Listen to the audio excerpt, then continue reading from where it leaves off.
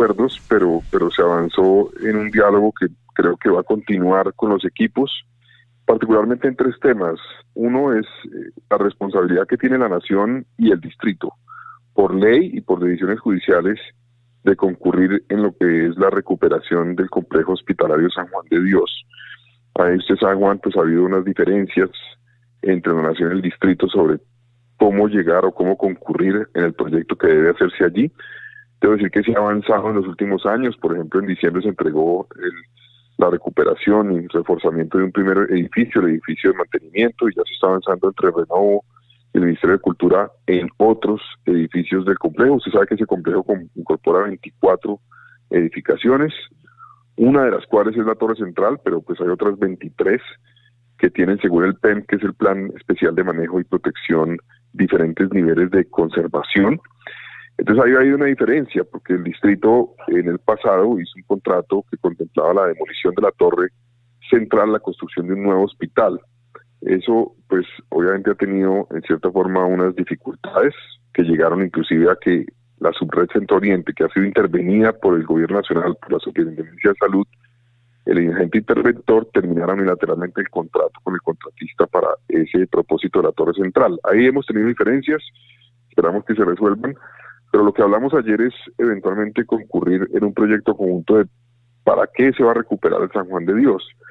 Nosotros en Bogotá hemos dicho que la posibilidad de reforzar la Torre Central es muy limitada por el costo que esto tendría, por las implicaciones que tendría. Adecuarla para un hospital de mediana o alta complejidad es tremendamente costoso según los informes y estudios que tiene el distrito. Entonces no se justificaría esa inversión de esas dimensiones, porque por ese mismo recurso podríamos construir inclusive más de un hospital nuevo, tal vez inclusive hasta 2 hospitales nuevos. Entonces ahí no hemos llegado a un acuerdo, pero la nación manifiesta tener un estudio nuevo, entiendo, que indica que el costo no es tan alto. No lo conocemos, lo vamos a analizar. Señor alcalde, como le decía, sí. Pero entonces en ese punto del San Juan de Dios, la diferencia fundamental entre lo que puede hacer Bogotá y lo que quiere el presidente es esa. ¿Por qué eso, de acuerdo con la visión que tienen ustedes, es inviable?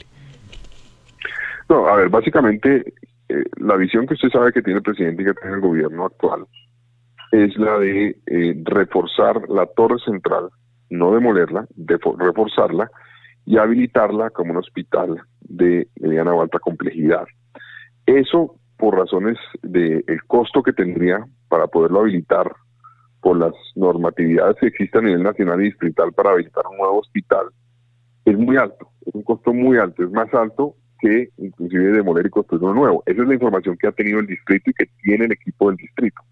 Entonces ahí está la diferencia. Nosotros no contemplamos invertir recursos que podrían ir destinados a 2 hospitales prácticamente, para un solo hospital, pero es porque es reforzamiento. Pero eso lo vamos a estudiar porque el Ministerio de Cultura nos manifiesta que tiene una nueva versión de un estudio que indicaría que el costo no es tan alto. Lo vamos a estudiar. Yo creo, por la información que tiene el distrito, de que se podría mantener la torre para otros usos, que el costo es mucho menor. Cuando es para un hospital es muchísimo mayor.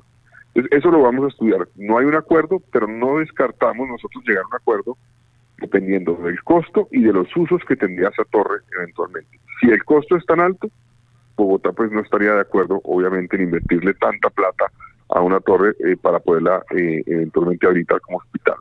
Entonces, en el caso de San Juan de Dios, repito, acordamos trabajar en mesas, donde nos van a presentar ese estudio actualizado que tienen, lo vamos a analizar lo que contempla el PEM, como les mencionaba, el Plan Especial de Manejo y Protección del Complejo, y a partir de ahí evaluar la posibilidad de llegar a acuerdos para ver qué se puede hacer en la Torre Central. Ya hay un avance, debo decir, en otros hospitales, ya se entregó en otros edificios, perdón, ya se entregó un edificio, se está trabajando en la contratación de nuevos reforzamientos y recuperaciones dentro del complejo, y eso pues se va a materializar en los próximos meses. Los demás eventualmente edificaciones van a tener un proceso donde el distrito y la nación van a concurrir en la recuperación de los mismos. Alcalde, buenos días. Otro de los temas que hablaron con el presidente Gustavo Petro es el tema de la flota no contaminante para Bogotá. Es decir, lo que interpreta uno es un sistema de transporte totalmente eléctrico. ¿Eso cuánto va a costar? ¿Quién lo asume?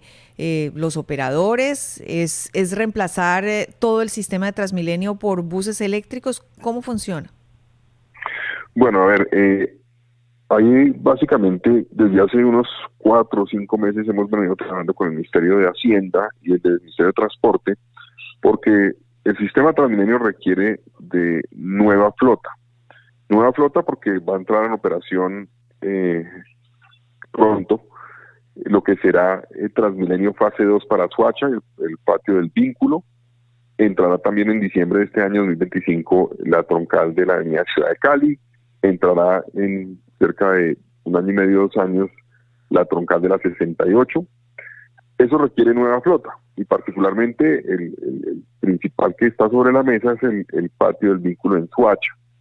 Entonces hemos avanzado porque el artículo 172 del Plan de Desarrollo del Gobierno Nacional contempla que la Nación podrá concurrir con la financiación o cofinanciar la adquisición de nueva flota no contaminante para sistemas de transporte público hasta un 70%. Eso ya se avanzó en la reglamentación por parte de la Nación. Entiendo que hay varias ciudades del país que están aspirando a esa cofinanciación y nosotros hemos venido trabajando en eso con los ministerios. Ayer le planteamos el tema al presidente, el presidente estuvo de acuerdo en que se siguiera avanzando en eso. Él tiene, digamos, inquietudes de cómo eso se puede combinar también con proyectos férreos en las ciudades, pero estuve de acuerdo en que se avanzara en esa posibilidad de cumplir el artículo del Plan de Desarrollo Nacional.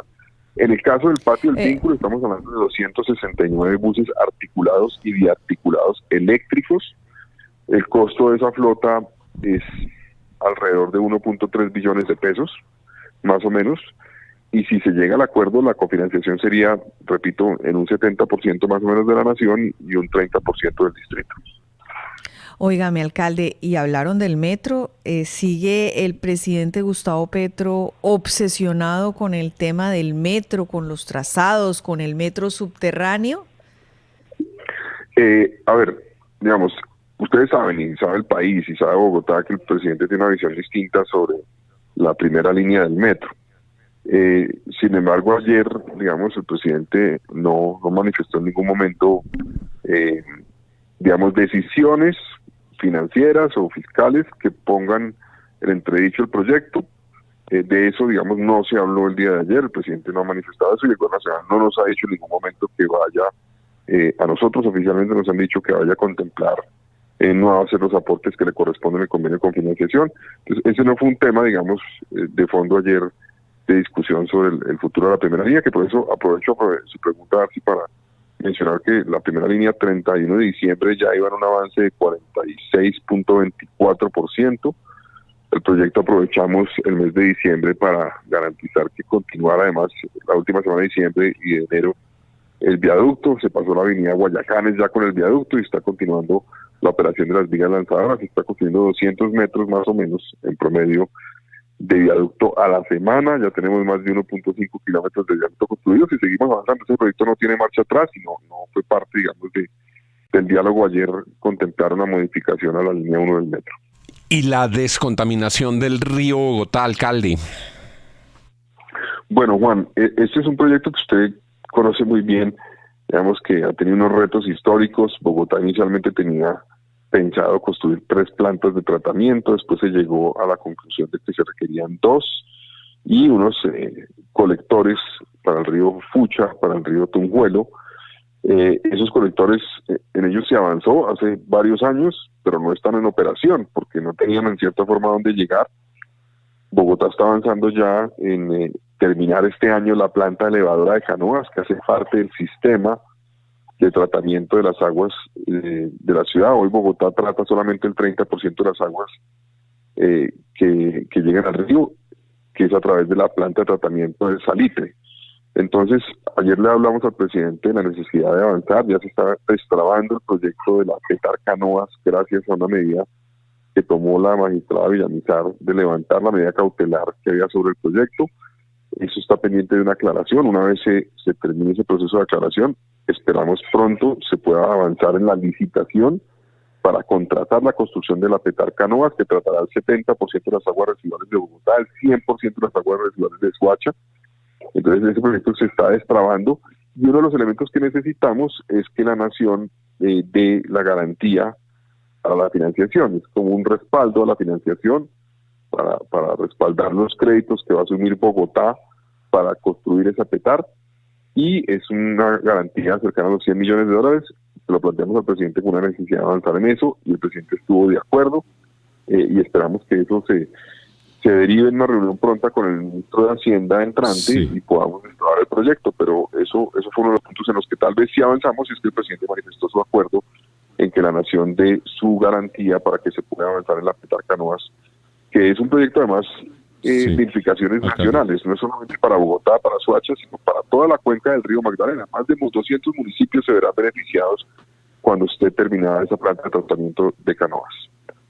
Señor alcalde de Bogotá, con los buenos días, le saluda Suri Chamá desde la ciudad de Medellín. El alcalde de Medellín, Federico Gutiérrez, hace unos días invitó públicamente a Edmundo González Urrutia a visitar a la capital antioqueña y pidió o sugirió a otros alcaldes y gobernadores que hicieran lo propio. ¿Usted invitaría o desea invitar en estos micrófonos a Edmundo González Urrutia, aunque sea simbólicamente, a visitar a Bogotá? Pues está bienvenido a Bogotá, sin lugar a dudas. Yo aprovecho su pregunta para decir una cosa, a nosotros nos preocupa en Bogotá algo que está sucediendo. Ustedes saben que Bogotá ha tenido un reto por cuenta de lo que ha pasado en Venezuela en los últimos años, y a Bogotá han llegado seguramente más de 1 millón de migrantes que la ciudad ha buscado integrar y ha trabajado para integrar de la mejor manera, porque esta es una ciudad pues que abre sus puertas, pero eso implica retos complejos donde tenemos que lograr la concurrencia de la nación, la concurrencia de actores internacionales también. Pero un fenómeno que que hemos evidenciado en los últimos meses y nos preocupa es la llegada de cerca de 400 perseguidos políticos a Bogotá, según la información que tenemos de diferentes organizaciones sociales que nos han manifestado. Y eso nos preocupa mucho, y yo creo que ese es un tema que tiene que ponerse sobre la agenda. Está el tema, obviamente, que yo ya he manifestado. Nosotros respetamos lo que es, en cierta forma, las competencias de la nación en el tema internacional, pero Bogotá y nosotros creemos que Colombia debería avanzar en que se garantice respetar la voluntad popular en Venezuela, que se expresó en unas elecciones que muchos actores internacionales han manifestado que fueron a favor, los resultados de esa elección, a favor de quienes son oposición, y nosotros esperamos que Colombia juegue un rol importante en avanzar en que se garantice el respeto por la voluntad que se expresó en las elecciones de julio en Venezuela. Pero aparte de eso, es clave poner sobre la mesa este tema que está ocurriendo ahorita. Es que, repito, son cerca de 400 perseguidos políticos que han llegado a Bogotá en los últimos meses. Entonces son personas que, según la información que nos ha llegado, están siendo perseguidas por el régimen actual en Venezuela, y yo creo que Bogotá y Colombia deberían abordar ese tema, ponerlo en la agenda, ponerlo en instancias internacionales, porque eso es un reto también a los derechos humanos, alcalde, y a la democracia. Alcalde, cuente con nosotros para hacer eco de esto que usted nos está contando. Es una cifra muy impresionante, 400 personas que no son simplemente migrantes. Si le entiendo, son personas en su condición de perseguidos que vienen a Bogotá para salvar su vida. Exactamente. Pues ustedes han conocido los casos que ustedes han publicado de personas que son opositoras al régimen actual, que han sido perseguidas, que han encarcelado a familiares, etcétera. Entonces, yo creo que tiene que ver con eso precisamente, de personas que ante eso que está pasando en Venezuela han decidido salir porque los están persiguiendo y están en riesgo. Ahí tenemos que levantar todos la voz para garantizar los derechos de las personas y denunciar esa persecución de que están siendo víctimas quienes no respaldan el régimen de Maduro en Venezuela. Pues cuente con nosotros para esa tarea, alcalde, y para las otras tareas en beneficio de Bogotá. Nosotros teníamos unos testimonios, como usted bien lo señala, algunos hemos puesto al aire. Lo que yo no tenía presente era la dimensión. O sea, 400 perseguidos políticos son palabras mayores, es mucha gente. ¿Con qué estatus llegan a Colombia? Pues mire, eso es a través de las organizaciones sociales también de migrantes y de los venezolanos que están en Colombia que nos han manifestado. No tengo claro el estatus. Ellos no necesariamente están buscando un estatus aquí para ser refugiados en Colombia. En algunos casos han buscado ACNUR y están también llegando a ACNUR. Las cifras tal vez no son exactas entre ACNUR y estas organizaciones, pero no son tan diferentes. Entonces yo sí creo que tenemos que abordar la situación de estas personas y poner esto en la agenda y ponerlo con ACNUR y con otros actores internacionales, porque lo que está pasando en Venezuela tiene repercusiones no solamente que vienen de varios años, sino particularmente ahora persiguiendo a quienes no comparten lo que está pasando en este momento en Venezuela. 6:54, nuevo tema sobre la agenda y por supuesto vamos a insistir en eso. Muchas gracias, alcalde Galán, por haber estado con nosotros esta mañana. Seguiremos acompañando todos estos asuntos que son cruciales para la vida en Bogotá. Gracias por habernos acompañado esta mañana. Gracias a usted, Juan, a todo el equipo de la FM y a los oyentes, y un saludo de feliz año. 6:54, el alcalde mayor de Bogotá, Carlos Fernando Galán. Con el Fondo Nacional del Ahorro